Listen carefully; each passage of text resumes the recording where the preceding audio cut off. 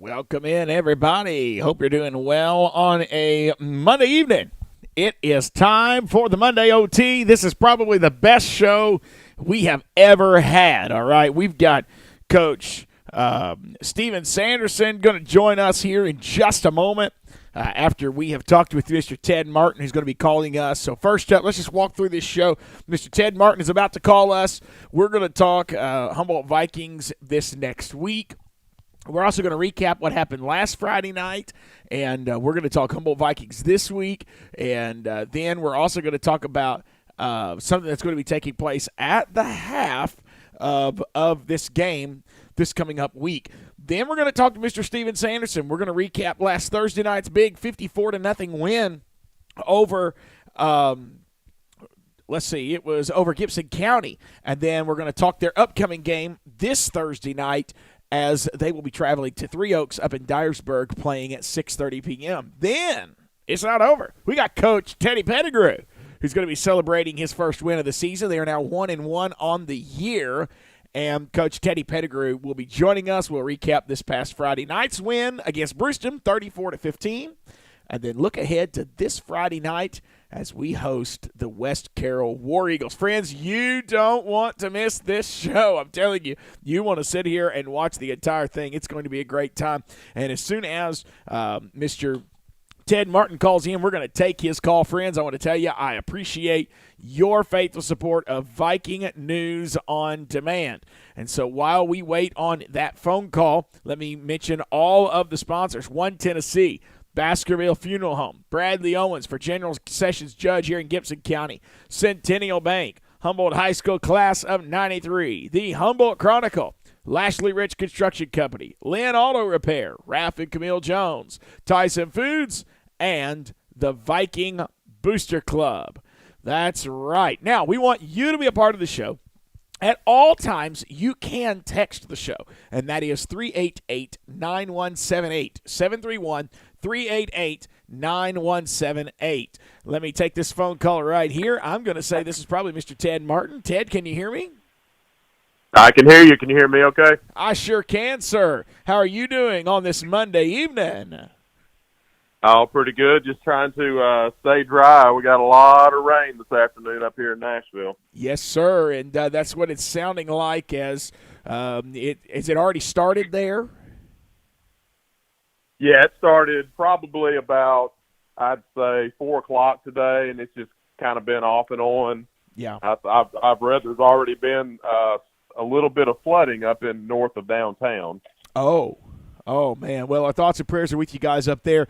We got a little bit of rain this morning. As I mentioned in my morning devotion with my church, I had planned on trying to beat this rain and mow my yard, and I had a scattered shower dump rain about 15 minutes at my house, and it totally knocked that out. Yeah. But hopefully Thursday or Friday we'll be able to knock that out here at the house. But you know, it is obviously, it's playing with some sports. I don't know if you've been keeping up or not, but Sean Payton is now saying they're not sure they're going to get to play their opening home game there at New Orleans. They may actually end up playing at the Dallas Cowboys AT&T Stadium. Oh, wow, I didn't see that. I knew they canceled their last preseason game over the weekend, but I hadn't heard about the regular season game. I was wondering. I hadn't looked at the schedule to see if they opened up at home or not, but you know, hopefully it works out for them. Yeah, they're saying they definitely know they're not going to be playing at home. They just don't know where they're going to be playing. They are right now in Dallas practicing, and owner Jerry Jones has been nice to open up his facilities there for them. Well, you were with me in the booth last Friday night, and I'll just say this, Ted, that's probably the most fun I've had announcing in a long time, and we had a great game. What's some quick takes that you took from last Friday night's big win over Brewston? Well, I mean, the first thing that pops in my head is just like the week before when they played Grace and Franklin, the defense showed up. Defense looked great.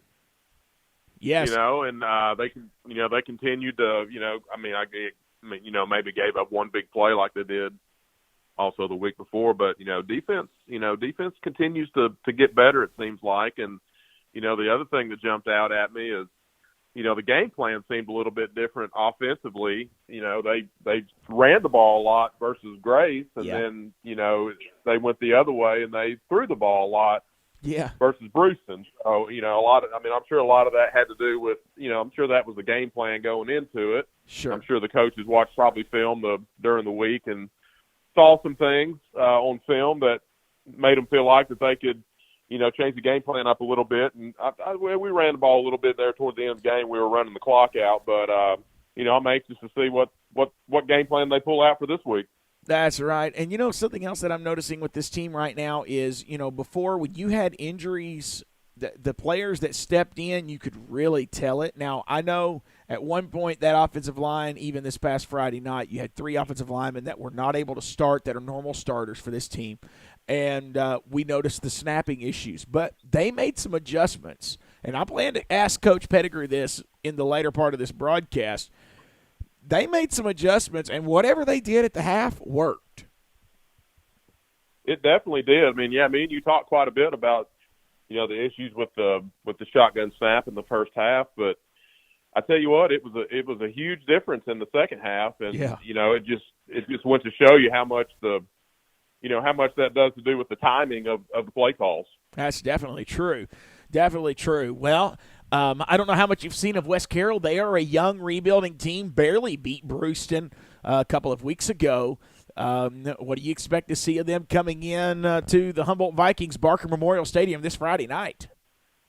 Yeah, you mentioned that to me this week, that, the score of, when they played Brewston. So, that's got to give you some encouragement that was such a close game and that we handled Brewston fairly well. So, yeah, I'm anxious to see, what game plan they've got planned for this week. And like you said, going against a young rebuilding team. And, hopefully we can get the guys back that were out this past week. But like you said, we've got so much more depth than it seems like we've had in the past, which made a huge difference. So I'm sure that'll make a difference this week too. Definitely so. Well, now we get to the real reason why I wanted you on. I know this is close to your heart because you played ball with Keenan and Keenan Lucky, and passed a couple of weeks ago with COVID. And I know you're still connected with his family. And I think you mentioned a brother or somebody that you knew pretty well. You've been kind of working on something behind the scenes. I don't want to steal your thunder. I'm going to let you tell everyone what's about to take place. Okay, well, I appreciate it. Yeah, obviously, I've mentioned before, Keenan and I were in the same class. Yes. We played football together ever since junior high. So, obviously it was a huge loss when he passed away a couple of weeks ago. And, I've always been really close to the family and both of his younger brothers. Sure. So, like you said, we've been kind of trying to do something, to honor Keenan. So I appreciate Mr. Yarbrough and the administration for, getting on board with it. And, what we're going to do is, pregame of the West Carroll game, we're going to have a lot of Keenan's family and a lot of our class members and a lot of just his friends on the field. And we're going to, Mr. Yarbrough has asked me to say a few words over the PA, and then we're going to have a moment of silence. And we're working on a couple other things with the school that we might be able to include. But, one of the big things that's, pretty exciting to me about the rest of the season is we've gotten some decals made up with Keenan's initials that the players are going to wear on their helmets for the rest of the season. And this Friday night versus West Carroll will be the first game that they do that. So, really looking forward to his family and all of his friends being there so we can honor him. And, I'm really, really happy that, the coaching staff has decided to allow these players to wear the decals on their helmet the rest of the season. Yes, sir. And we look forward to having you back in the booth with us this Friday night. And hoping for another big win. Man, it would mean a lot. And I plan to tell, Coach Pettigrew this later today. Beating Brewston is one thing. And I think me and you may have even talked about it in kind of the post game last Friday night. You come out here and you get a region win against West Carroll. That's really going to be a morale booster to this team, isn't it? It is. It's always, obviously always huge to get, a regional win because obviously those, counts are so important, with how your season's going to go and whether or not you're going to make it into postseason. So it's nice to get a couple games under your belt before you start regional or region play. And, I know the team is going to be fired up for it, and it'll just be huge to start off with this win because, I think they've got maybe one more home game after this, and I think they go on the road for the next 3 games. Yeah, it's a pretty different-looking schedule. When you look at the schedule that they have, I was going to see if I could find that real quickly here because I did have that right here in front of me, and now here it is. Yeah, we go on the road. We'll play – well, the next game that we will do – see, after this Friday night, they get a week off. We will go and cover the Junior Vikings on September the 9th at Halls. And then we play at home one more time. Lake County is supposed to come to Humboldt on September 17th. And then you're right. We go on the road 3 games in a row.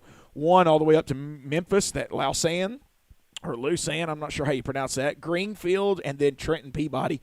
Trenton Peabody's going to be a handful. But I want to see how this team matches up against a team like that. Sure. And you figure you've got 3 games before that game, so obviously you don't want the players looking ahead, but it's going to be tough not to look ahead to that game. Like you said, you want to see how you measure up, but it would be huge, to be able to get a couple region wins under your belt going into that week. Yeah, definitely so. Well, Ted, any parting words here before I take a quick commercial break? We've got Mr. Sanderson and Mr. Pettigrew lined up for this show tonight.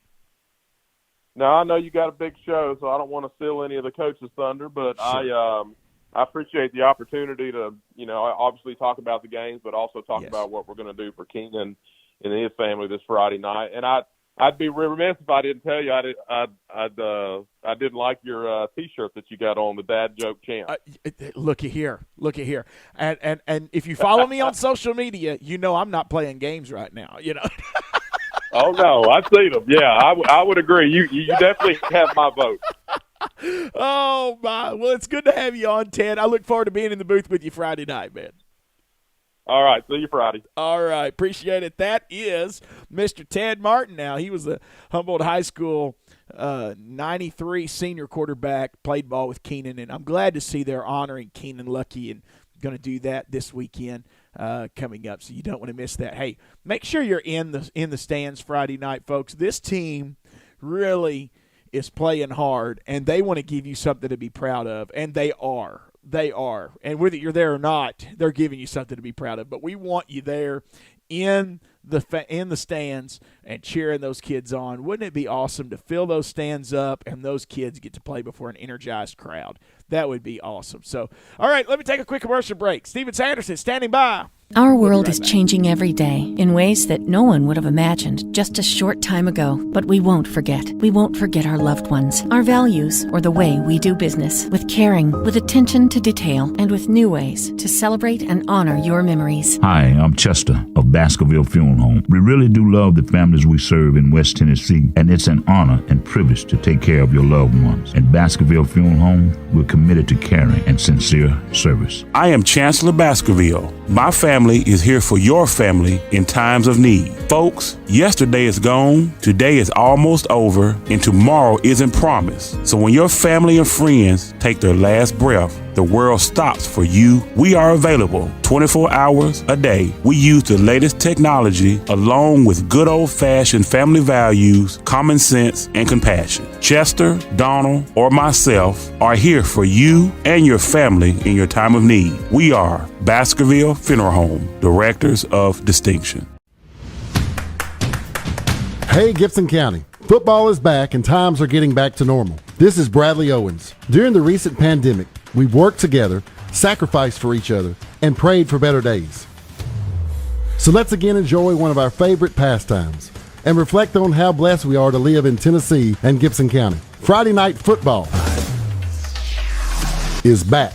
Paid for by Bradley Owens for Gibson County General Sessions Judge Steve Heyman, Treasurer. Hey Vikings fans, this is Ted Martin, former Humboldt Vikings quarterback and class of 93 graduate.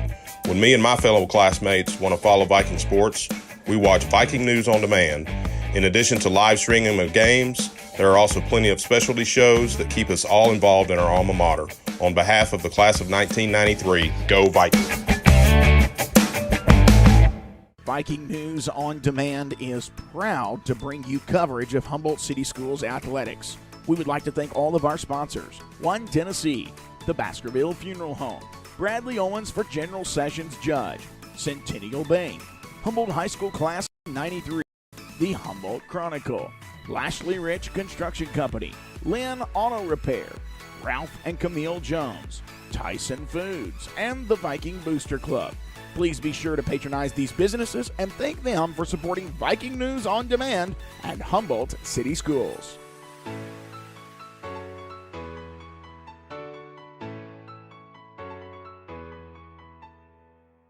Welcome in, everybody. Appreciate you joining us on the Monday OT. Sharing is caring. That's what we always say around here. Make sure that you share the broadcast tonight. Get all of this out there in front of the public. And we are looking forward to a great show tonight. We've got Coach Steven Sanderson on the phone already with us. Coach Teddy Pettigrew is also going to be joining us here in just a little bit as well. And as you heard earlier in the show, we talked to Mr.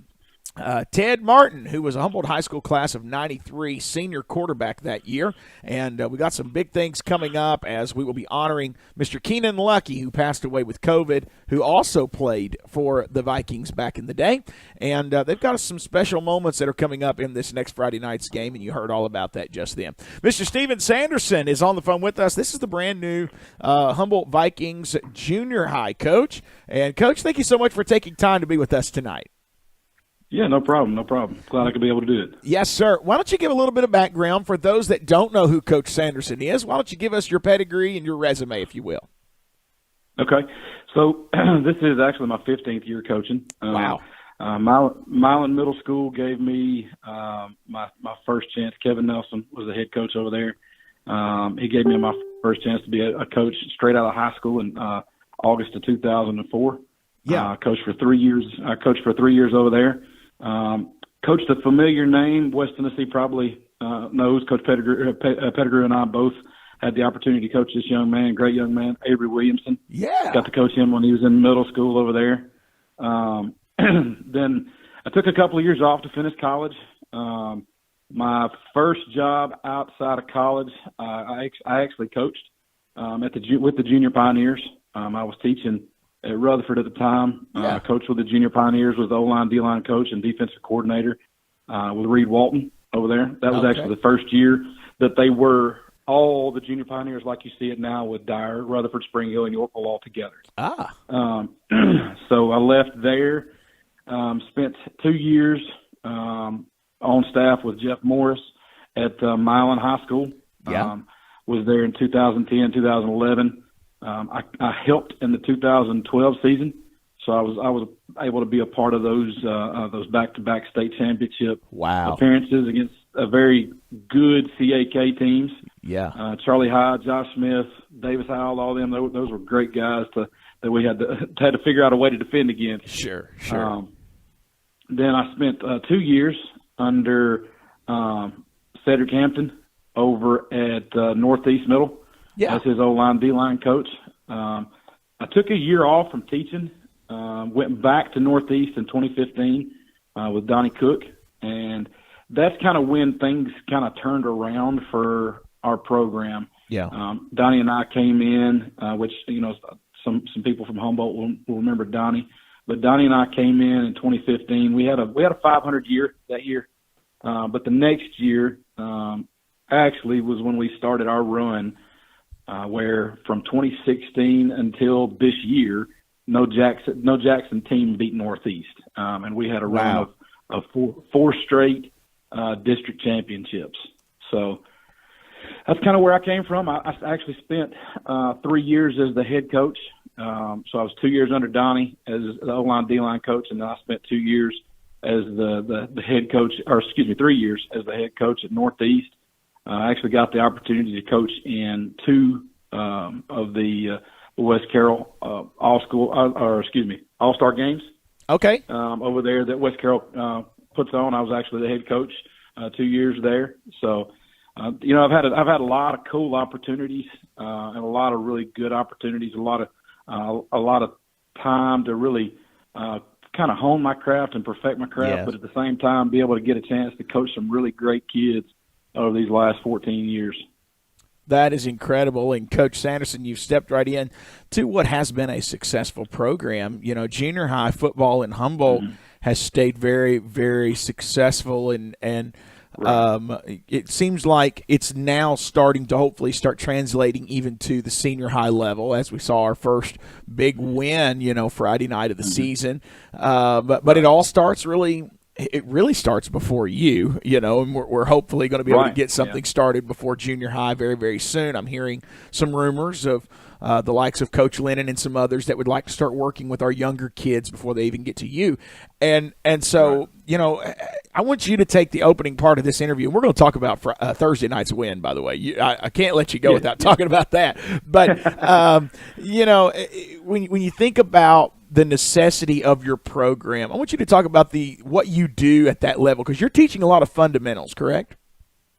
Well, the biggest thing with middle school football is that you've got to get that foundation in. You know, because what's kind of hurt Humboldt's football in the past is that there's not been a lot of carryover from junior high to the senior high, because the senior they just haven't been as successful. Yeah. You know, so it's discouraged a lot of kids from coming out to play. But you know, what we've got to do at this level first is make sure that fundamentals are taught. Yeah, we want to have our wins and losses, but we want to make their job at the high school, and my job at the high school as well, you know, since I do help coach O-line, D-line too, I want to make my job as easy as possible when they come up to that varsity level. Because if you're having to teach a kid to get in a stance, you're having to take away from a lot of other things that you've got to do as a varsity coach. Yeah. Definitely. So you know, that's the biggest thing is that, you know, you want to teach them to love the game. You want to teach them the fundamentals. You want to teach them a work ethic. That way they can just translate it over when they get to that next level. And, you know, there's already that expectation of this is how you need to do things, and this is how it's going to be done at the next level. So you just better get ready for it. So there's not any kind of a shock factor as well, too, with that. Sure, definitely. So, well, and, you know, talk about, you just mentioned, you know, being on the staff there, and I plan to pose the same question to Coach Pettigrew. I noticed Thursday night, you know, Coach Pettigrew had a headset on. He's sitting in the stands, and then, you know, he's just he's the kind of coach and the kind of person that he just can't sit long. You know, I've been around him a little bit here. No. and I'm noticing, you know, halftime, you know, he's down there standing beside you. But I think you guys are working so well together in the sense that he still knows, you know, his role. What are the defined roles for Coach Pettigrew in junior high? Because obviously he wants to develop that relationship with them before they get to the senior high team. Right. And that's been the great thing. You know, we do – Coach Pettigrew and I have had such a great relationship for a long time. I don't know if you knew this or not, but he actually coached me whenever I was a senior in high school. No, I didn't know that. My line coaches, yeah. When I played football, I actually graduated from Milan High School in 2004, and you know, I had Tim Jackson and Paul Acuff that were line coaches. Yeah. But Coach Pettigrew was also one of our line coaches as well, and that's where that relationship kind of started. Was 18 years ago there, and you know, he's actually. There's been a few times in the past that he's tried to get me on over with his staff, and it just the timing was just never right. You know, it would be too close to a season, or you know, I'd have some things that I needed to finish up where I was, and it just didn't. It never actually worked out. Yeah. You know, we did get to coach for 3 years together whenever I was at you know, helping out with the high school program at Milan. Sure. But just here in the recent history, this is the first time in a while that we've actually been able to team back up. But we've always had we call each other brothers. I mean, because we really are. He's like the big brother. I'm like the little brother. We have a great relationship, working relationship, and you know, outside of football relationship as well. But you know, he understands that the coaches that he hired, they know what they're doing. Yes. So he's there on Thursday nights. Him and Coach Cole, they were in the stands, kind of watching some things, giving me some pointers, giving me some things, you know, what they're seeing, some things that it's when you're on the sidelines, it's harder to see certain things versus being in the stands. And, you know, that's the role I take on Friday nights, actually, is I'm a spotter in the stands as well on Friday nights. So it's kind of like we flip-flop roles from Thursday to Friday night. Okay. But, you know, he's just there too to help, because, I mean, he's got a plethora of football knowledge, and just he's able to see things and do a few things just from his years of knowledge that he can say it in a different way that maybe I'm not being as clear about at times too. Sure. But that's the biggest thing is just having him on the sidelines, and him building that relationship with the kids. That's huge. Because I've never been a part of a program, even when we were at Milan, that the varsity coach didn't really. I mean, he would go to the middle school games, but as far as like being as involved with the middle school, I've never had that in 15 years. So that's been great to for our kids to see him there and for them to realize, hey, he's not just a football coach. He's somebody that really cares about what's going on with our program and what our grades look like and what our behavior looks like and all that. So that's been great to have him in that role as well too. Man, that's fantastic. Well, let's get to last Thursday night. What a game we had at Barker Memorial Stadium. Coach Sanderson and company, my word. I don't know that I have ever seen a game get out of hand so quick. Edward Adnew, 69-yard kickoff return for a touchdown, 40-yard fumble return for a touchdown, 32-yard touchdown run, and then he also completed a two-point conversion. Man, that young man was on fire Thursday night. And the crazy thing is that we call him Scoop. Okay. The crazy thing about Scoop is that he actually is just a seventh grader. So he's got another year. He's got another year to play middle school football before he comes up. Yeah. That's one of the better things about a lot of our kids are very young. Yeah. We've got a few eighth graders, like Keyshawn Cole and Catavius Justice and Kavian Taylor and those kids like that, the Mario Shivers, they all have big nights. Yeah. But, we do have a lot of seventh graders that are really, they're stepping in and they're contributing right now, which is huge for us. Oh, it is. It is. And you just sent a whole lot of people to, well, not you wasn't here, but the junior high team just sent a whole lot of kids to the high school team. And I think that's where you're starting to see some of this new energy also coming. These kids are used to winning in the junior high, and they don't want to start the losing in the high school. And so, they're coming out playing very passionately. You mentioned Kavian Taylor, 48-yard interception return for a touchdown. Jeremiah Jones, 91-yard touchdown run. He had also another 51-yard touchdown run. Catavius Justice was big on your two-point conversions. And then you mentioned DeMario Shivers. My word, if there was a tackle going on, he was always there, ended up with 12 tackles. The crazy thing about with DeMario Shivers is that he actually, to start out the year, was a backup. Oh my word! Originally we had Scoop Edward Agnew. He had been playing a little bit inside linebacker.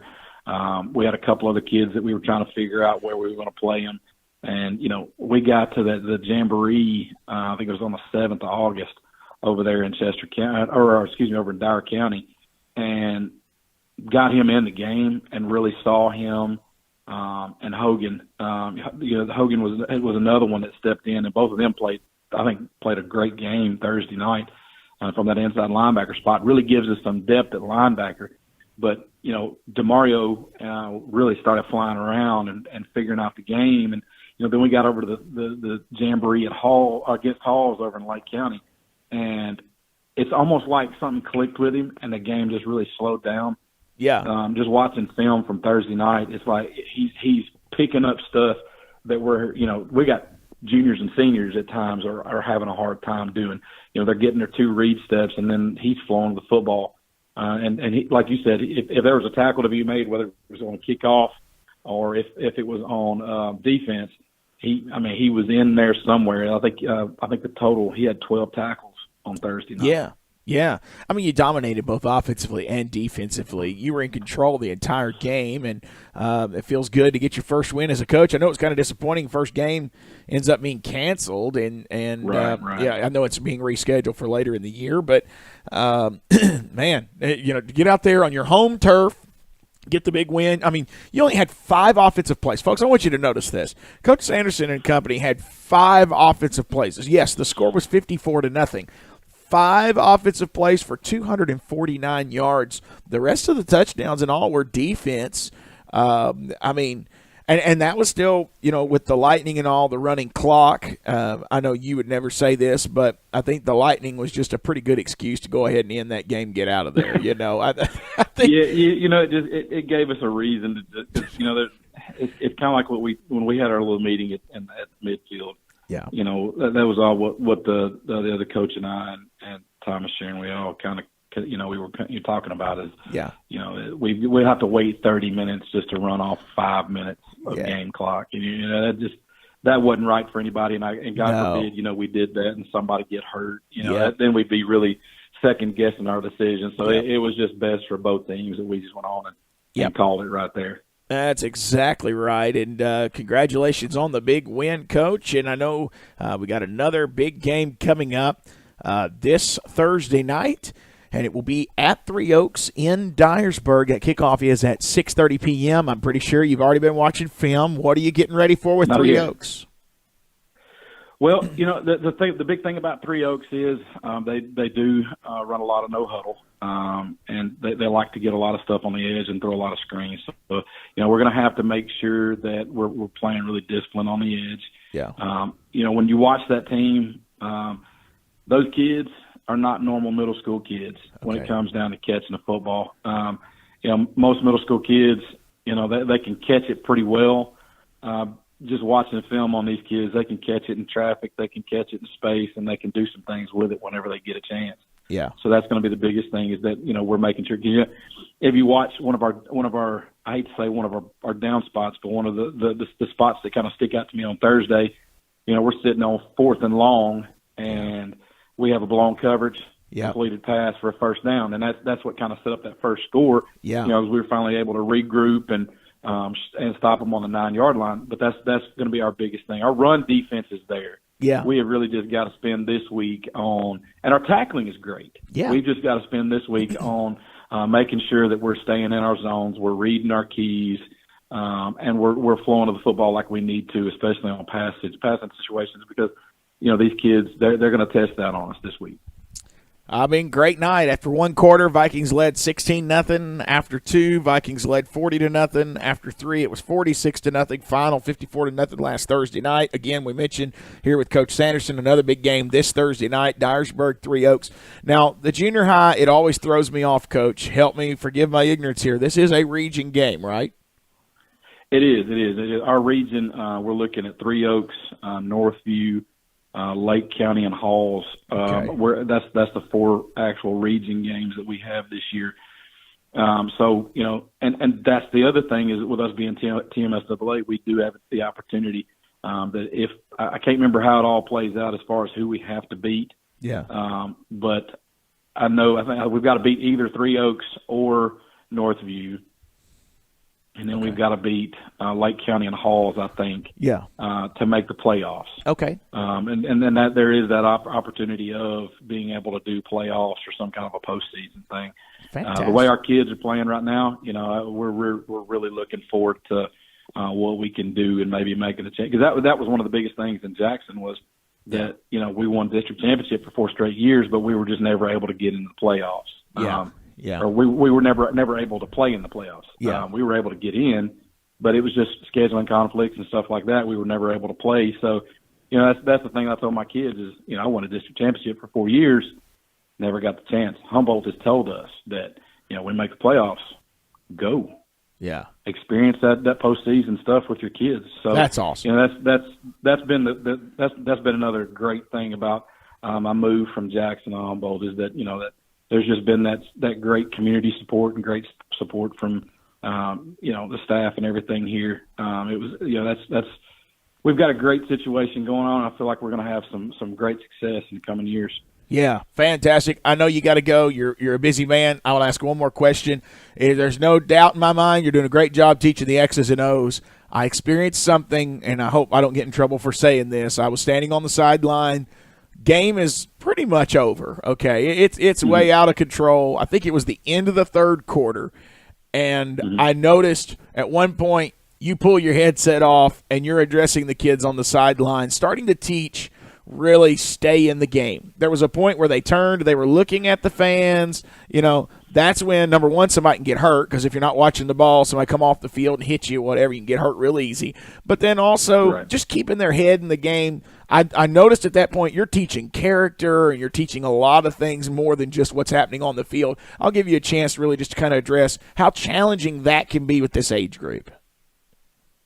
Well, I mean, you know, it's hard to keep attention of a middle school kid anyway. Yeah. But, you know, the biggest thing there is that, you know, they've got to understand that you get the slightest bit distracted. It doesn't matter on the sidelines, in the game. Yeah. It could be the difference of a win and a loss. And, you know, that's just the biggest thing that, you know, I know sometimes my wife tells me I focus on too many crazy things, but at the same time, you know, you've got to have that focus from the start of the game to that final whistle if you want to be successful. And, you know, in years past when I've had teams that were the most successful I could possibly, you know, we beat Medina one year and on their homecoming. My first year as head coach. and I attribute that to the fact that those kids, from the start of the game to the end of the game, they were focused on their job. They didn't let anything else distract them from their job, and they went out and they handled their business. Sure. So, you know, that's the biggest thing is, like, if you want to be successful in anything in life, not just football. And that's what I try to tell the kids is, like, this is more than just football, because let's just be honest, a lot of the kids that we coach, they're not going to do anything beyond high school. Yeah. Just because it's so hard and it's so competitive to get into a college and play at that next level. I want all of my kids to play. Sure. But the reality is it's not always going to end up that way. Yes. Sir. So that, you know, they've got to have that they got to have that discipline and that focus to be able to be successful in anything that they do in life, not just on a football field. And that's the biggest thing that I like to teach is, okay, once we step on this field, we're about business. Yeah, I want you to have fun. Yeah, I want you to be successful, but we're about our business, and we've got to make sure we're focused on the task at hand. Fantastic, Coach. I know we're out of time. Next week we'll even talk a little bit about, I saw your son on the sideline with you. We'll talk maybe a little more personal moments there that you were able to share with your family. And, man, I'm looking forward to this. Let's just make this a weekly thing. We'll recap the previous game on Thursday, and we'll just try to keep everybody updated. We want to give these junior Vikings just as much coverage as we do senior high. We may not necessarily live stream all the games. I think we are live streaming your game versus Halls. We will actually do full coverage of that, but we've got it in the Humboldt Chronicle. There'll be an article this week coming out about the Thursday night game. Thank you so much, Coach, for taking time for us tonight. Yes, sir. Thank you. We appreciate you. Searching for a house can be difficult, but searching for a mortgage loan is easy. Take the express lane to home ownership with Centennial Bank's Express Mortgage. Stop by your local branch to speak with one of our lenders today. Centennial Bank, locally owned and operated since 1916. Member FDIC, Equal Housing Lender.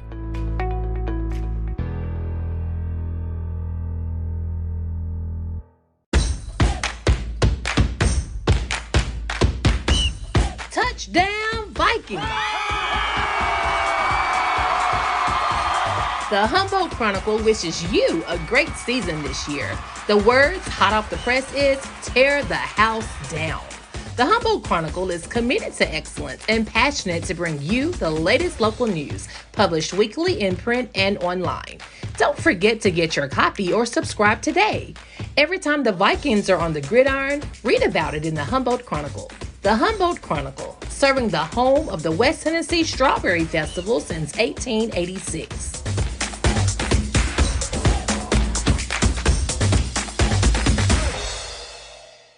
Your career starts now at Tyson Foods in Humboldt. I've been here less than 8 months and I've been promoted 3 times. Young people want to work. They want to work here. Just a brand new start, plus I'm 10 minutes from my house. I came from a rotational shift, and so now I'm on a solid shift, so I'm able to be at home with my kids more. I like my hours because I work days and I'm able to get off and do things with my kids. They give you your time off, and that's what I love about it. And when you're off, you're off. Don't worry about work. Spend time with your family. I just think it's a great place to work. I mean, I just like it here. It feels like home to me. My goal is to be an automation tech one day. They deal with PLC programming and high-tech stuff, but like I said, they got the equipment here to teach you.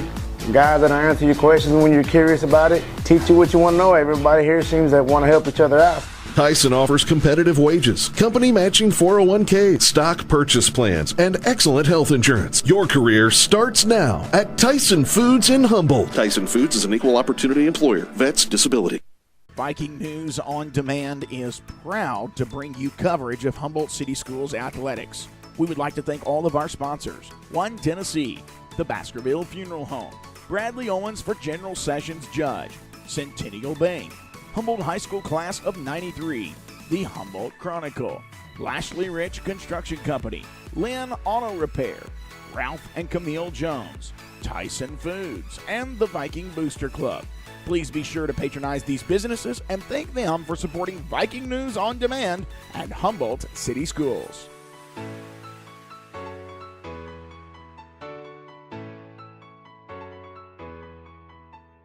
We just heard from Coach Sanderson right here on Viking News on Demand. Thank you so much for joining us tonight, folks. Appreciate it so much. We also have on the line now, transferring over to high school, and we've got Coach Teddy Pettigrew on the phone with us. And, Coach, what a fantastic week we've had Friday night. I'll let you kind of give your quick takes from Friday night. What did you pull out of that game? And congratulations on your big win.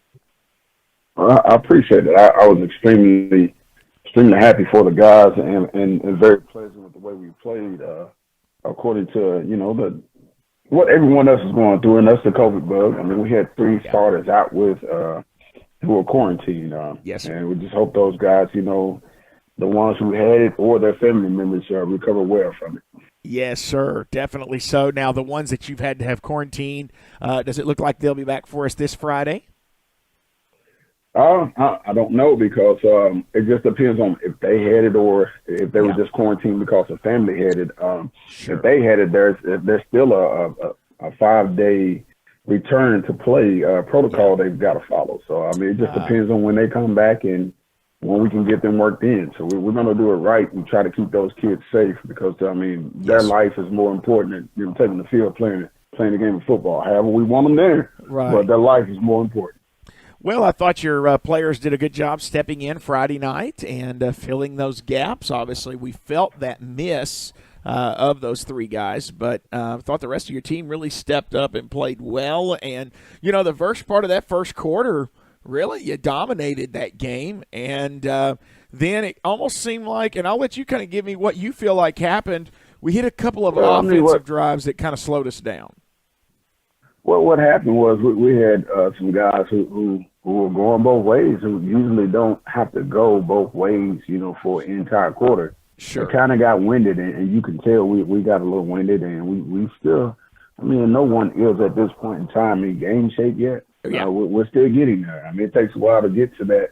No matter how much you run them in practice, they have to push themselves to get in game shape. That's individual effort right there. So, and I mean, we slowed down and had some bad snaps on offense, and that kind of shot us in the foot a little bit. Yeah, that's where I was heading next is, you had snapping issues, probably the end of that first quarter on through the second. However, coming back out after halftime, I thought the snaps got a little bit better, kind of like what we were seeing in the beginning of the game, and kind of helped your offense settle down a little bit. Yeah, what we did was at halftime we changed centers. Okay. And we had a freshman snapping the ball, Stephon Chivers, who's going to be an outstanding football player. Yes. By the time he graduates, and we switched and put Adrian Mendoza in at center, and he snapped the ball pretty well. Pretty exciting to see him he hadn't done it in practice. Yeah. he said, Coach, I'll snap if you need me to snap. So we like, let's take some practice snaps right here in the field house. Yeah. We were out for halftime, and we was like, yeah, you're going in the center. And we just made that adjustment. Wow. I couldn't tell if the number had changed or not, but you could definitely tell the exchange between the quarterback and the center had changed, and I was glad to see that. I want to take you into a moment in this game and kind of let us know, if you want to, kind of what was going on there. First off, great job in the coaching side of this, because in the end of this game, really, you had to be smart as a coach or they could crawl back in this thing. And I remember it was in the fourth quarter, I believe it was. I'm trying to pull up my notes. we're having to learn to win again. And you're taking the time to teach every step of the game. And here we were, the ball, or the time was running out. You let it run all the way down as long as you could. You took the time out. What do you say to them? Because it was like 4th and 6, if I remember correctly. You were on the Brewston 6-yard line, so it was basically 4th and goal. And it was before you handed the ball to Mike Jones and pounding it into the end zone. You call a timeout. What do you tell your team in that?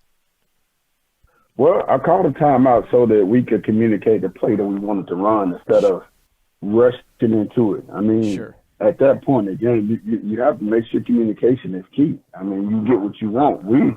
I'm not going to say exactly what we saw to call that play, but, I mean, we saw the play and we knew what we wanted to run as a coaching staff. But, and that timeout was for 2 reasons. To communicate the play we wanted to run and to give our guys a break because we had so many going both ways. So my timeouts Friday nights, and we knew this going into the game were going to be to give our guys a break. Yeah. And at that moment in time, we needed that break to reiterate we've got to get this in the end zone. So it's just one of those issues. You got to learn how to manage the game that way. I'm sure you've seen it when you go back and you watch film that penalties were quite an issue Friday night, and that's probably goes back to you having some guys having to start that don't normally start on that line. I think the false starts and the holding penalties, those are both that you can explain. Hated to see the penalty, the unsportsmanlike and the personal foul. One was called on us and one was called on Brewston there. I think it was in that beginning of the second half. You just can't lift a player off the ground to try to tackle them anymore. They're doing that for player safety. Is that what you saw as well? Yeah, that's what I saw. We when the whistle blows, we tell our guys, and I mean, it's the reason why we have a whistle in practice. It's symbolizing it's a simulation of the game. When you hear the whistle, stop. Yeah. And our guys know better than that, and I'm pretty sure they coach that guy the same way. It's just, I mean, that tempers, got a little out of hand there. It's just what happens when you deal with teenagers. We even see it on Saturday and Sunday night sometime too. I mean, you do. I mean, it's just part of the game. You're out there. It's a physical game, and I mean, everybody wants the edge. So I mean, it's just guys getting after each other. I mean, the officials did a great job Friday night. I felt like they did. I mean, they explained things that were going on the field. If they picked a flag up, which is unusual, but it's fair. They would come and tell me why they picked the flag up. I usually don't get that type of treatment, but I got it from this officiating too Friday night, and I really appreciated that. Normally you have to call a timeout. So and that's not, to me, that's not fair to the coach that you've already talked to one sideline, but the other sideline has to call a timeout in order for you to talk to them. That's not a good thing. But Friday night the officiating crew was dead on. So awesome. It was only one questionable cause when they picked that guy up and took him in the end zone. But I mean, yeah. It is what it is. It is what it is. I mean, as a coach, we know that we're not going to get a lot overtime. But I mean, that one right there kind of got under my skin. Yeah, I get that. I completely understand it. And then the flag that they picked up, I'm thinking that maybe the ref that threw the flag had forgotten about the rule change. Used to they have that hurdle rule where you couldn't jump over a player. And it was right there on the sideline. Well, I mean, the rule states, and I'm fortunate enough to have a coach on my coaching staff who has been a TSSAA referee. Okay. And the rule states that you can jump over a guy, you can't hurdle a guy. So if you lead with that front leg to hurdle a guy, that's illegal. Yeah. But you can leap over a guy, and that's what our guy did. He jumped over him. So yeah. So that's what we were yelling. That's a very athletic play out of that kid, out of Keaton Johnson, and man, he had a heck of a ball game. Yeah, definitely. Well, you could just kind of feel the defeat in the air when you went up. Me and Ted Martin up top. I don't know if you know Ted or not. Ted played high school football here in Humboldt. He was a quarterback in 1993, and we were. Yeah, I'll talk to him over the phone a couple of times. Oh, okay. Yeah, we were talking about it, wanted to punch that in one more time, and when Mike Jones found his way into the end zone after your timeout on the 4th and 6, you could just feel the defeat in the air for the Brewston Tigers, and their offense just didn't look as crisp, and your Viking defense took advantage of that. They had a bobbled snap, fell on it, with just a couple minutes remaining. And again, I want to compliment you guys as a coaching staff. You call another timeout here, and this will be the last time I'll ask about a timeout, but you call another timeout at this moment. I know you say to give them a break, but was it also another one of those moments where we talk about how we win? Yeah, we talk about how we win, and are you talking about when possession went over to us? Yes, the possession went to you guys to finish the game before you went into victory formation. Because that's something that you practice is victory formation. We had so many guys out, so we had to reiterate what we were doing when we got on the field. We're not running the play. Yeah. Make sure you take care of yourself. Don't take a cheap lick for someone, and don't throw a cheap lick. The game is over, and we don't need you to do something, irresponsible to get you kicked out for next week. That's exactly. Man, we're dealing with 13, 14, 15, 16, all the way up to 18-year-old kids. So you better make sure your communication is on point. Well, man, I'll tell you what.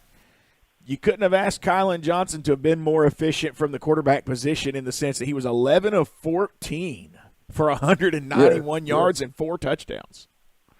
Yes, I'm very pleased with that young man. We as a coaching staff, we knew that at some point in the season that could possibly happen. Yeah. I'm not going to say we knew it would happen. We knew it could possibly happen. But, sure. The last 2 games, this guy has lit it up through the air. Last week he was 9 for 16 with 125 yards passing with 2 touchdown passes. And this week, he lit it up. We going into the game, we knew we were going to air it out because of, just some advantages we had out on the field. As a coaching staff, we watch film, you see advantages that you have. So. Well, and I look at his rushing yards. It went from 120 yards the week before to 81 this week. But that's not a negative thing because the week before he was having to scramble so much. The offensive line really had some issues against Grace Christian there in that second and third quarter up there in Franklin. And so I saw the offensive line play improving, which caused your quarterback to really be able to throw the ball more. Oh, yes. And too, last week he scrambled a lot because it was partially the offensive line, and he didn't get the ball out of his hand on time. We worked on that throughout the week. Continuously, man. It's a 3-step drop, let it go. 3-step drop, let it go. You put the ball where the receivers can run and catch it, and that as you can see Friday night, that's something we worked on. So sure. Let's talk defensive side of the ball for just a moment. I don't want the offense to get all the talk today, but, Isaiah Agnew, your leading team tackler with 11, Adrian Mendoza with 8 tackles, and then he would swap over to play center as well. Terrence Taylor, had a great game with 5 tackles, 7 assists, and 1 pass breakup. And then that 1 sack from Jamari Rivers, great time of the game to get that big sack. Your defense played lights out.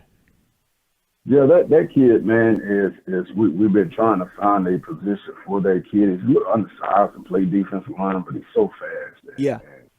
And his motor just continues to go. So I've had that situation in other places I've coached in where if a guy couldn't play corner, he couldn't play outside linebacker. And, I was fortunate enough, to talk to the head coach, let me get him a defensive end, let me teach him how to play defensive end. And I have a niche of how to teach guys how to put their hand down or get on the line of scrimmage and see things and go. Sure.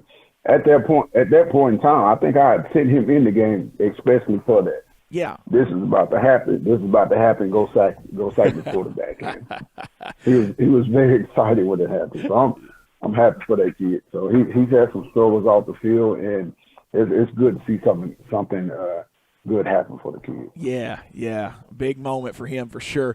Before I move to this Friday night, I know you go to every junior high game, and I just talked to Coach Sanderson about the junior high, and what an exciting night Thursday night. And I know I haven't gotten to know you that well, but I've been around you a few times, and I know you don't like to sit very much. You was in the stands, and then the next thing I know, you're standing on the sideline congratulating those kids, having a big time. How big of a night was that for that junior high team to get that 54-0?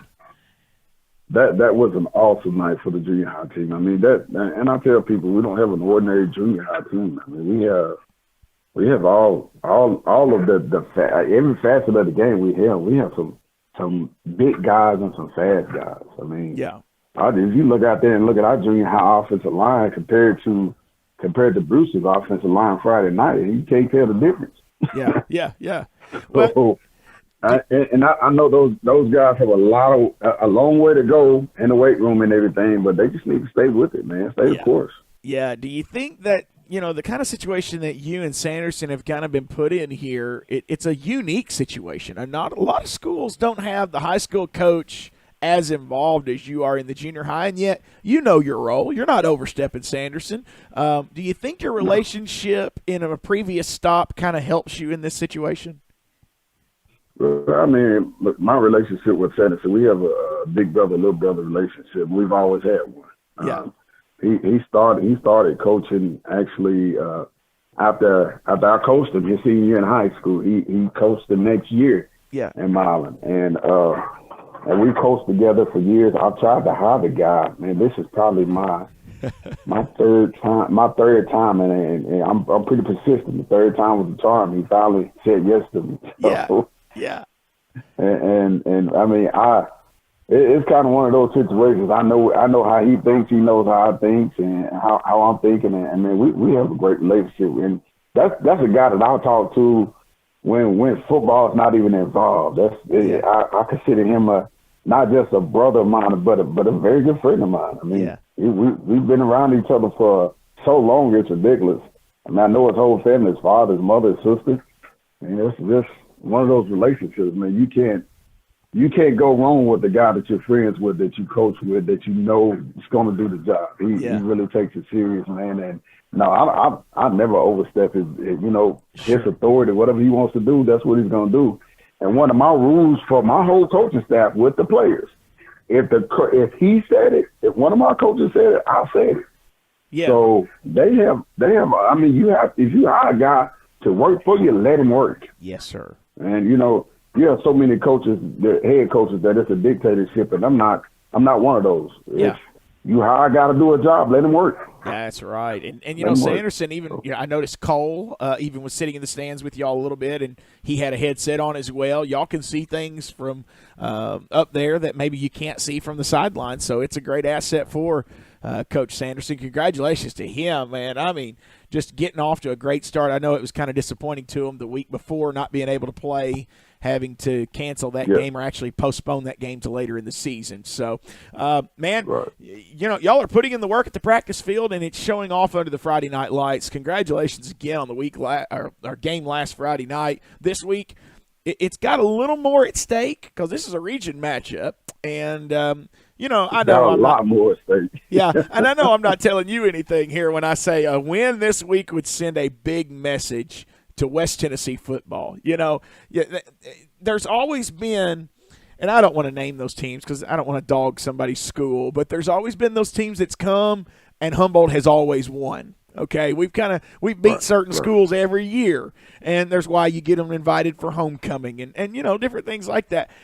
But for Brewston to come in and us to win, that was one thing. But for West Carroll, your regional matchup, Coach Pettigrew, to come in and you to get a win, I mean, I sense it. These Vikings are hungry. They're ready to compete. What are you doing this week to keep them focused, but also to help them understand, hey, we're raising the stakes this week. A win this week really says a lot. I mean, you don't do that much different. You stick with the basics. Okay. I mean, we teach fundamentals. And that's something we teach every day. That the more we teach it, the better we get it. Blocking and tackling and running and catching the ball and throwing the ball, the better we get at it. So, I mean, I've been around this game. I mean, it's going on 20 years I've been coaching. And, man, where I come from, that's what we teach. It's fundamentals. Yeah. We have to teach that every day. And if it gets to be like muscle memory, when things go wrong on the field, they're able to coach themselves and go back to the fundamentals and all right, this is what coach teaches me. Yeah. I didn't make the right. They'll tell you when they come off the field, coach, he crossed my face. I didn't step with my inside foot like I'm supposed to. Yeah. So, I mean, you teach fundamentals. You give them the tools that they need to be successful on the field. So, I mean, doing anything different, I mean, I don't think we have to hype our guys up for this game. Sure. They're ready for it. So. Oh, yeah. And you get that taste of victory, you want it again. You definitely want it again. And nobody likes losing. And I think when I look at this junior high team, and they're still pretty young, there was a lot of 7th graders on that field. So, you got a couple of years before you even get some of those kids to the high school level. But you've got a young team right now of a lot of 8th and 9th graders even on your team where 9th and 10th graders on your team that, man, you could have success for a long time. I'm excited about this, and West Carroll's coming into town. They beat Brewston, but they didn't beat them by much. And so we're definitely in this game and looking forward to Friday night back at home. What would you say to Viking fans? We need more fans in the stands. I mean, we need more support. We do. We do. Our kids deserve for our fans to come out and support them on Friday night, man. And where I'm from, I'm used to seeing a packed house, and I know it's going to take some time for that to happen here. But I come to during basketball season. I'm at the Vikings basketball game, and it's a packed house.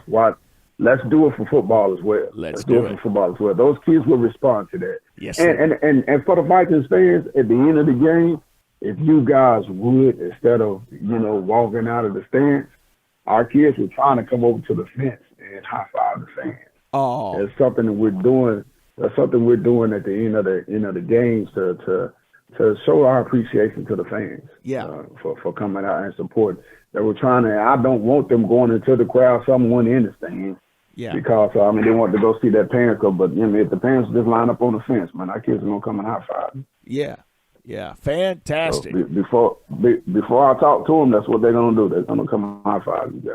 So. All right. 34-15, big win last week, and looking for another one this week, Coach. And appreciate you taking time for us. We'll try to do this every week, and that way we'll do the Monday interview, and then I'll come out Thursday at the end of your practice and get a video interview for the pregame of each week's matchup. Thank you so much for taking time for us. I know you're busy. Looking forward. Good luck Friday night.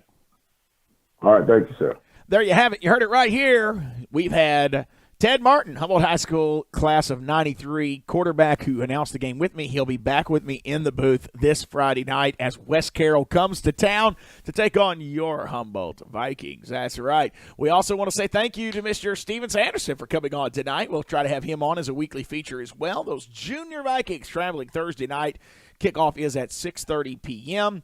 and traveling Thursday night to Three Oaks as they will take on Dyersburg. It is a regional game as well for them. And then Friday night, thank you, Coach Pettigrew, for joining us as we would talk about last Friday night's game as well as this coming Friday night as we will be at home at the Barker Memorial Stadium hosting the West Carroll War Eagles. It's been a full night tonight. Thank you for joining us. Sharing is caring. Keep sharing this link. I know some people don't get to watch it live. They like to watch it later.